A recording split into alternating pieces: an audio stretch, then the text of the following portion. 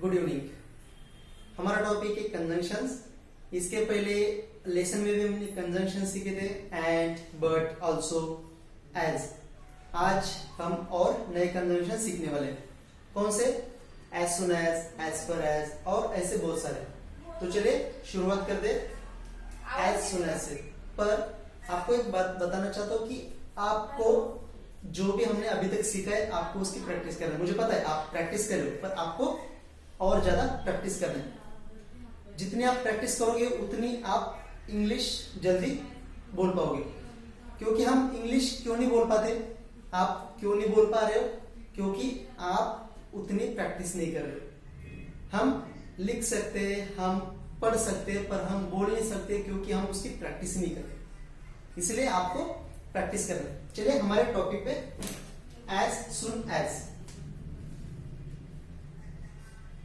As soon as इसका हिंदी में होता है जैसे ही। जैसे हम कहते हैं जैसे पापा आए मैं चला गया, जैसे मेरा काम खत्म हो जाएगा मैं घर चला जाऊंगा, जैसे बस आएगी हम चले जाएंगे। जब हम हिंदी में कहते हैं जैसे ही, उसके लिए हमारे पास इंग्लिश में वर्ड होता है एज सुन एज। जैसे ही तुम्हें पॉसिबल हो मेरे घर आ जाना। तो इस तरह से हम जब हिंदी में बात करते हैं जैसे ही, उसके लिए हमारे पास इंग्लिश में वर्ड होता है एज सुन एज। इसके एग्जांपल देखते। As soon as dad came I left house. जैसे पापा आए मैं घर से चला गया। एज soon as dad came, I left house. जैसे पापा आए मैं घर से चला गया। As soon as my work will complete, I will leave the office. जैसे मेरा काम खत्म हो जाएगा, पूरा हो जाएगा, मैं ऑफिस से चला जाऊंगा। As soon as my work will complete, I will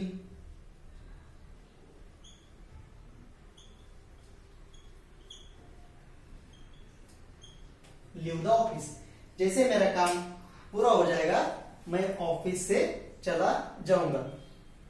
As soon as students will come, I will start topic. जैसे स्टूडेंट्स आएंगे मैं टॉपिक चालू कर दूंगा। इस तरह से आप जैसे ही कहोगे उसके बदले में आपको एज सुन एज का यूज करना है। इसके बाद है हमारा as far as. As far as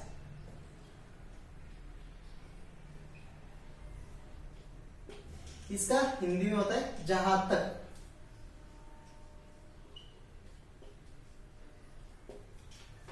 जहां तक मुझे पता है वह शादीशुदा है। जहां तक मेरा सवाल है मैं आपसे सहमत हूं। जहां तक मेरे भाई का सवाल है वह ग्रेजुएट है। तो इस तरह से हम जहां तक जब हिंदी में कहते हैं उसके बदले में हमें एज फार एज का यूज करना है। उसके example as far as I know, as far as I know, जहां तक मुझे पता है ही इज मैरिड। जहां तक मुझे पता है वह शादीशुदा है। जहां तक मुझे पता है वह ग्रेजुएट है। जहां तक मेरा सवाल है as far as I am concerned, as far as I am concerned, I agree with you.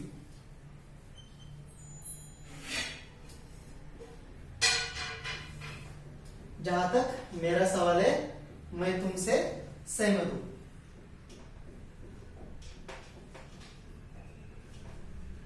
जहां तक मेरा सवाल है मैं तुमसे सहमत हूं। जहां तक मेरे भाई का सवाल है वह ग्रेजुएट है।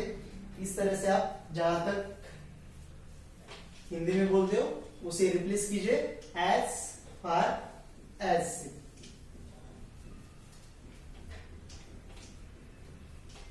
उसके बाद है हमारा as well as. As well as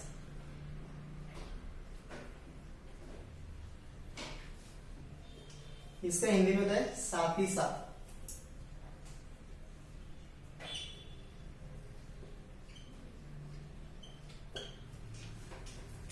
साथ ही साथ मैं एक टीचर हूं, साथ ही साथ इंश्योरेंस एडवाइजर हूं।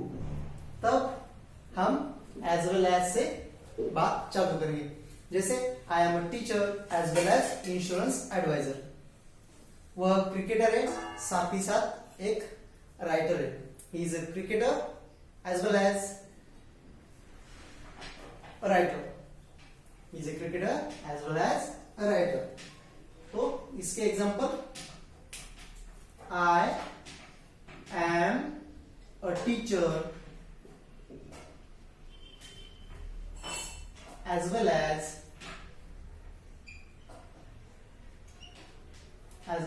insurance advisor.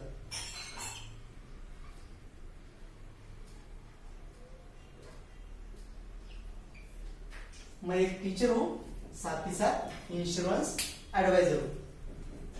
तो इस तरह से साथ ही साथ का यूज होता है। Is a cricketer as well as writer. He is cricketer as well as writer. वह क्रिकेटर है, साथ ही साथ लेखक भी है। इस तरह से आप साथ ही साथ का यूज करते। नेक्स्ट है हमारा as dash dash as. As dash dash as इसका मतलब होता है उतना उतना या फिर उतनी, या फिर होता है जितना या फिर जितनी। डाइजेशन में यहाँ पे एडजेक्टिव आता है। एडजेक्टिव जब हम कहते वह उतनी सुंदर है जितनी रोहिणी है, वह उतना होशियार है जितना राम है, तब हम एज का यूज करते। Example, she is as beautiful as Rohini is.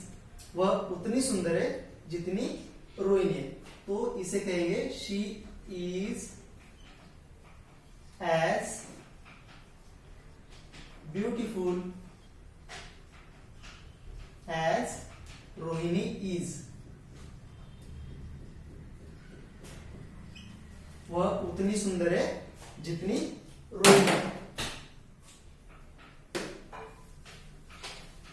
उतना बड़ा घर है जितना आपका है, तब हम इसे कहेंगे एज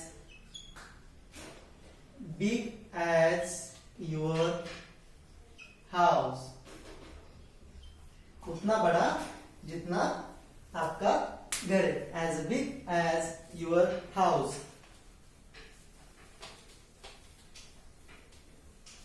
इस तरह से आप एज एडजेक्टिव एज का यूज करते हो। हम कहते हैं राम उतना लंबा है जितना रमेश है। Ram is as tall as Ramesh. Next है हमारा सच। SUCH। सच। सच का हिंदी में होता है इस तरह का। इस तरह के या फिर ऐसे।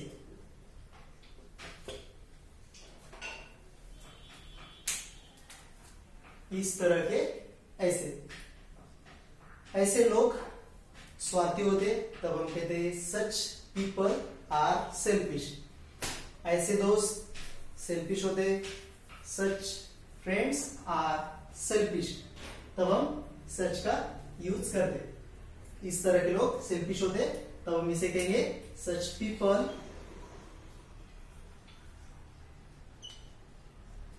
पीपल आर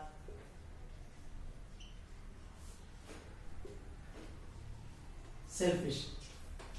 इस तरह के पीपल सेल्फिश होते। मैंने इस तरह की स्टोरीज सुन चुका हूं। I have heard many such stories. मैं ऐसी कहानियां सुन चुका हूं। आई हैव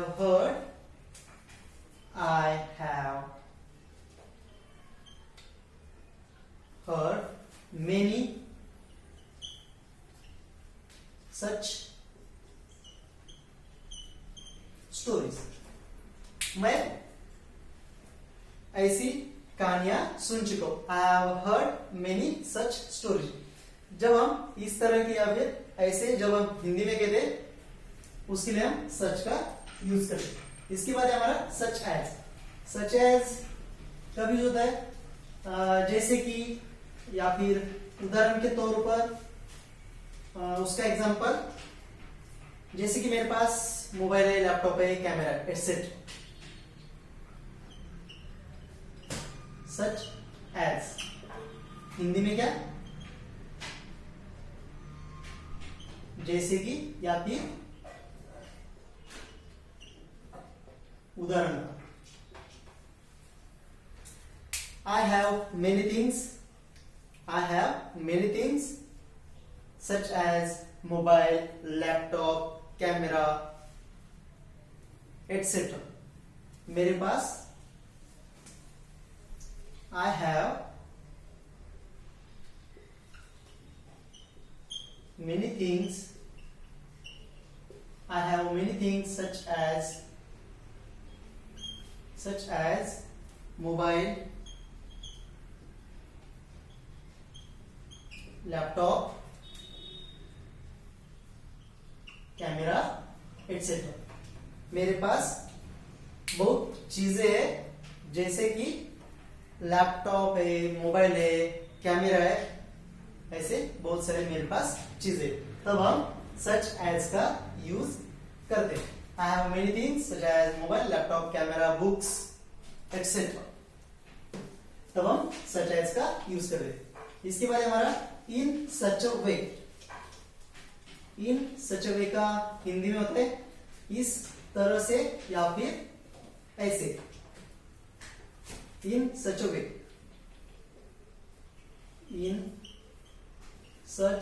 वे हिंदी में होता है इस तरह से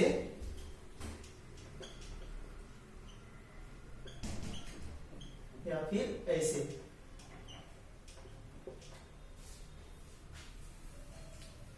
उसने उसे इस तरह से देखा जैसे वह उसे जानती थी। उसने उसे इस तरह से देखा जैसे वह उसे जानती थी।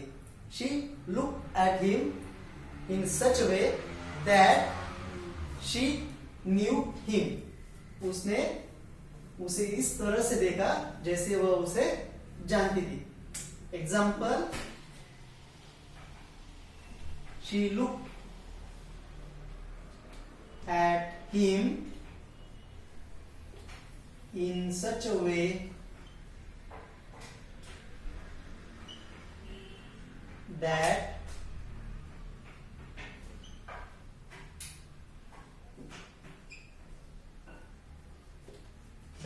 she knew him.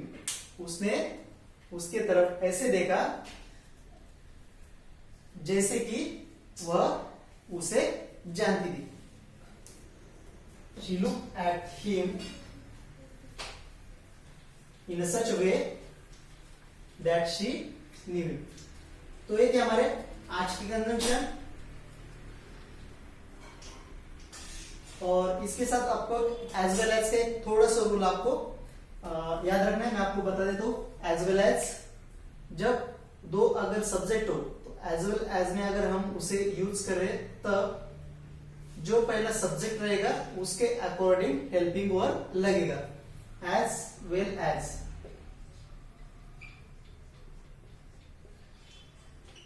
As well as. जब हम दो सब्जेक्ट यूज करते तो इसमें जो पहला सब्जेक्ट रहेगा उसी के हिसाब से, उसी के अकॉर्डिंग आपको हेल्पिंग वर्ब लगाना है।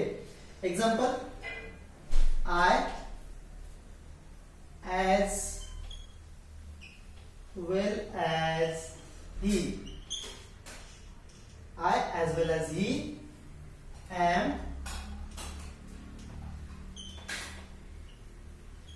going to market. मैं साथ ही साथ वो मार्केट जा रहे।